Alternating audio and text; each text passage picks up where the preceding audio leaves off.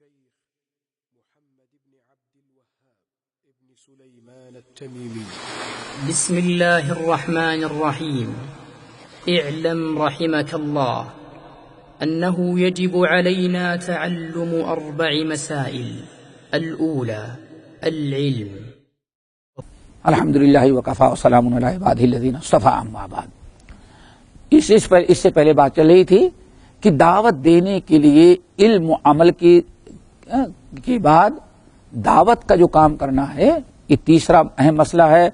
اور بات چل رہی تھی دعوت کے اسلوب پر کہ دعوت انبیاء کا کام ہے اور انبیاء نے جب بھی دعوت دی ہے علم و بصیرت کی روشنی میں، اس لیے وہی دعوت اللہ کے نبی کی دعوت نبیوں کی دعوت ہوگی جو علم و بصیرت اور علم و حکمت کی روشنی میں دعوت دی جائے. اگر کوئی دائی دعوت دے رہا ہے لیکن بغیر علم و عمل اور بصیرت کے دے رہا ہے، حکمت کے، علم و حکمت سے نہیں، تو یاد رکھنا چاہیے کہ وہ انسان کبھی نبی کا وارث نہیں بن سکتا. کیوں؟ اللہ کے رسول نے فرمایا، اللہ نے فرمایا وَمَنِ اتَّبَعَنِی، اور جو لوگ ہماری اتباع کرنے والے ہیں، اللہ کے رسول نے فرمایا میں علم و حکمت کی روشنی میں دعوت دیتا ہوں، دعوت کا کام کرتا ہوں، اور میرے ماننے والے جو ہیں ان کی بھی دعوت جو ہوگی کیسے ہوگی؟ علم و حکمت کی روشنی میں. یہی نبی کے سچے وارث ہوں گے. اس پر بات ہو چکی ہے. اب دعوت اسلام کا ایک بہت بڑا یعنی کہا جاتا ہے اسلام کے 2 پہیے ہیں، امر بالمعروف نہی عن المنکر. تمام انبیاء دعوت کی ایک شکل جو ہے امر بالمعروف اور نہی عن المنکر ہے. اسی لیے قرآن پاک میں وَلْتَكُن مِّنكُمْ أُمَّةٌ، تمہارے اندر ایک گروہ ہو جو کیا کرے؟ خیر کی طرف بلائے. تَأْمُرُونَ بِالْمَعْرُوفِ وَتَنْهَوْنَ عَنِ كُنتُمْ خَيْرَ أُمَّةٍ اخرجت للناس تأمرون بالمعروف وتنہون عن المنکر. اس امت کے اہم مقاصد میں سے اسلام نے ایک بڑا مقصد کیا قرار دیا ہے؟ دعوت کا کام، امر بالمعروف اور نہی عن المنکر. اب دعوت کے بڑے مجالات ہیں. دعوت کے میدان کیا ہے؟ نمبر 1، دعوت کا ایک بہت بڑا میدان جو ہے خطبہ ہے. خطبہ جمعہ، خطبہ عید، سمجھ گئے نا؟ یہ خطبات جو خطاب ہوتا، خطبہ یہ خطابہ تقریر ہو. اور میں سمجھتا ہوں سب سے بہترین دعوت و تبلیغ کا ذریعہ کیا ہے؟ خطبہ جمعہ ہے. اسی لیے انسان اگر خطبہ دینے والا انہیں علم و عمل کے بعد وہی 3 شرطیں، خطبہ دے علم کی روشنی میں، کیفیت دعوت اور مدعو کی حالات. ذرا سوچیں، انسان ایک تو جمعہ پڑھنے، اللہ کی عبادت کے، اس عبادت الہی جمعہ کے لیے آدمی ہفتے بھر انتظار کرتا ہے. ٹھیک ہے نا؟ ہفتے بھر انتظار کرتا ہے. اور صبح سے بالکل نہا دھل کر کے کتنے اہتمام کرتا ہے جمعہ پڑھنے کے لیے، کتنے اہتمام کے ساتھ، اور کتنے ارادے کے ساتھ آیا چلو جمعہ پڑھیں گے، آج خطبہ ہوگا، اللہ اکبر. سننے کے ارادے سے آیا، یعنی سمجھے کہ سارے دل میں اترنے والی بات، سننے کا شوق و جذبہ تب پورا کا پورا موجود ہے لوگوں میں. آئیے الحمدللہ نیت خالص کے ساتھ، اور آ کر کے بیٹھا بھی تو اللہ کے گھر میں، اللہ کے گھر میں جو سرزمین کا سب سے مقدس اور بابرکت جگہ ہوتی ہے، اللہ کا گھر مسجد، یہاں کے بیٹھا. یہ تو ہے سننے والوں کی طرح. اب خطیب جو آیا، پہلے ہی سے عوام جو ہیں، عوام ان کے دلوں میں خطیب کی ایک اہمیت ہوتی ہے، کوئی اچانک اہمیت ہوتی ہے، خطیب کی دلوں میں اہمیت ہوتی ہے، اس کی بات کا وزن ہوتا ہے. اب خطیب جب آیا، ایک تو لوگوں کے اہمیت اس کے دلوں میں، سننے کے لیے بے قرار. اور خطیب جب منبر پر چڑھا، دیکھ تو مسجد ہی بڑی مقدس، پھر اس کے بعد کیا؟ منبر. اب اگر وہ اخلاص کے ساتھ بات کہے گا تو جو دل پر باتیں اثر کریں گی وہ شاید بڑے بڑے اجتماعات کانفرنسوں میں وہ بات نہیں پیدا ہو سکتی. جمعے کا خطبہ، سارا روحانی ماحول. پھر یہ بھی ذرا سوچو، ایسا پرسکون ماحول، نہ گاڑیوں کا چکر آواز، نہ کھیل کود کی، نہ گانے باجے کے، سارا ماحول بڑا پرسکون. اب اس میں بات دل میں اترنے کی بہت ہی زیادہ چانس ہے. الحمدللہ. پھر اس کے بعد اب اگر خطیب اس موقع سے فائدہ اٹھانا چاہے، اور وہ کیسے فائدہ اٹھانا چاہے؟ نمبر 1، پہلے وہ ہفتے بھر ماحول کا جائزہ لیتا رہے. ہفتے بھر کیا؟ ماحول کا جائزہ لے کہ اس ہفتے میں مسلمانوں میں کیا حادثہ ہوا، کیا پریشانی ہوئی، کیا مشکلات آئیں، کیا نئے حوادث اور معاملات پیش آئے. کیوں؟ جب کوئی حادثہ ہو جاتا ہے تو ساری پبلک اسی میں مشغول رہتی ہے.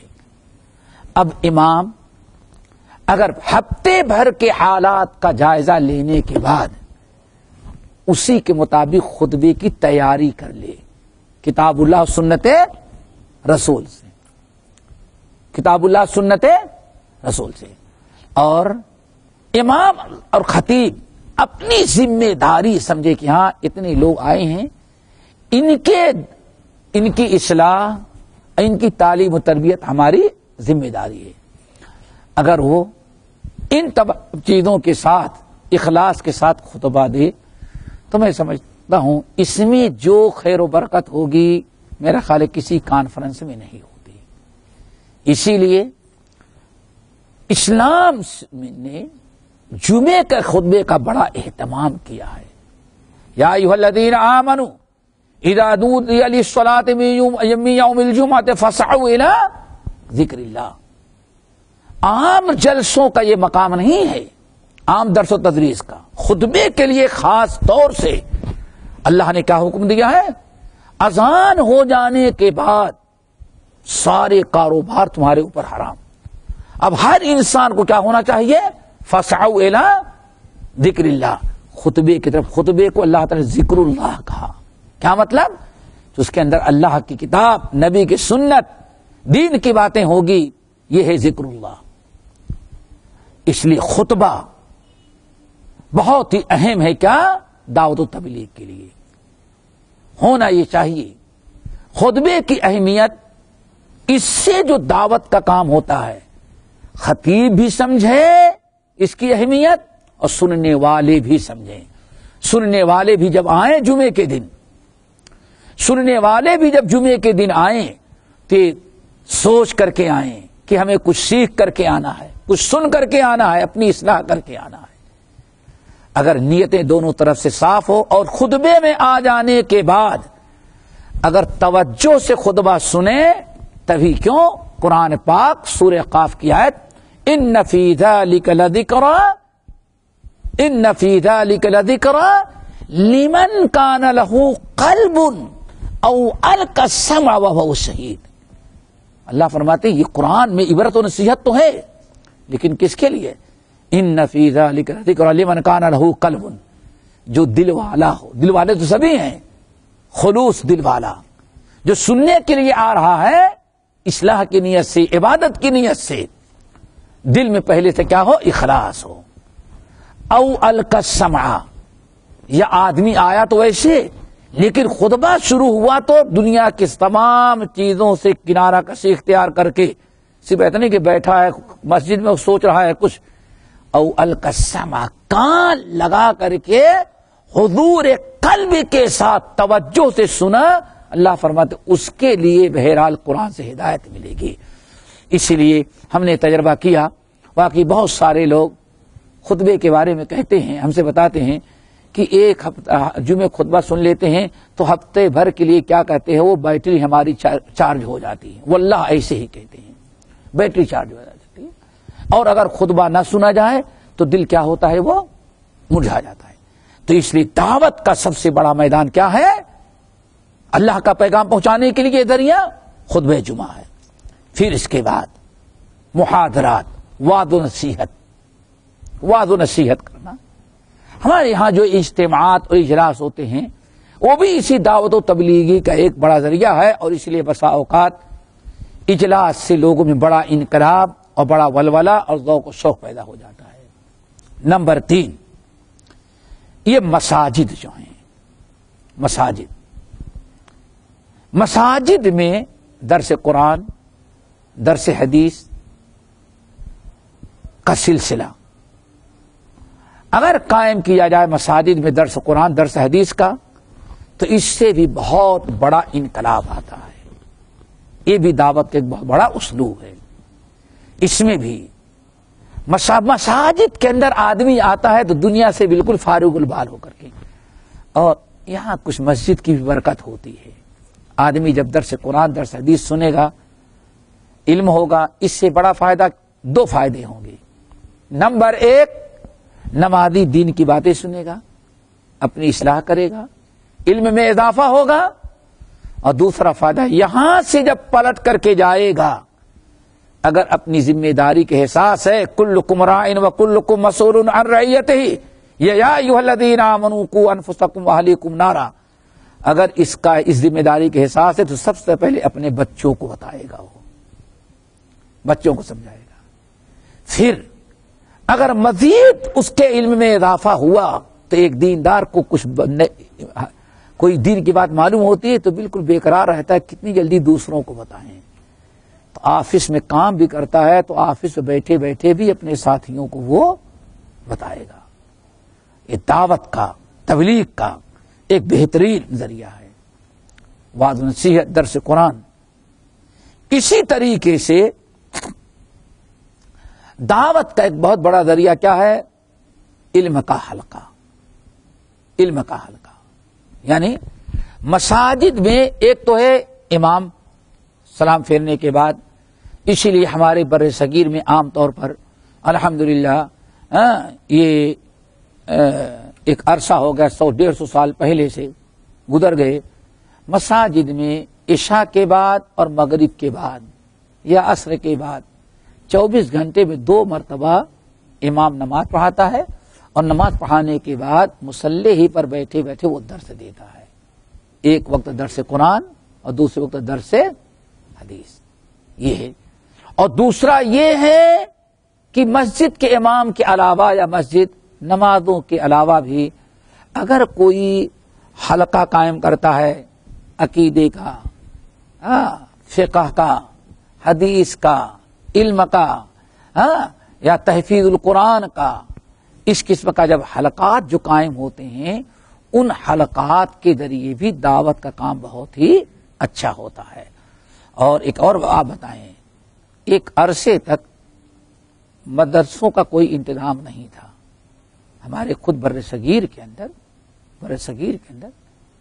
یہ انگریزوں کے آنے کے پہلے تک کوئی مدرسے کی عمارت نہیں ہوتی تھی, معلوم ہے نا, کوئی مدرسے کی عمارت نہیں, ہاسٹل کوئی نہیں ہوتا تھا.